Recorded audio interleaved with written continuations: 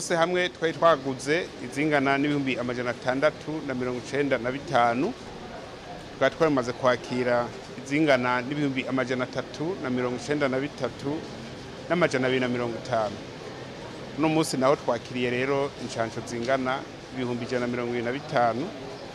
Cyavyumvikana ko zose hamwe twakiriye zikwiye ibihumbi amajana 518 n'amajana 250.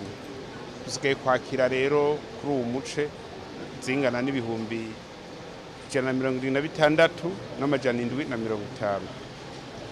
Muri zo tumaze kwakira, tumaze gukoresha inshansho zingana ibihumbi amajana 354 n'amajana 50 kugera umunsi w'ejo.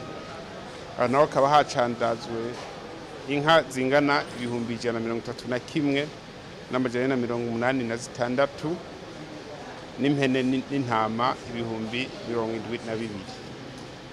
Twamenyesha kandi ko ibikorwa byo gucandaga biko genda neza, kandi nico kiza kiriko kiragabanuka cyane gose, kuko inka ya nyuma tuzi iheruka kwerekana ibimenyetso byo kugwara yari iyo mu Gwegura mu ntara ya Kayanza, hari tariki 8 z'ukwezi kwa 11 uyu mwaka turimo.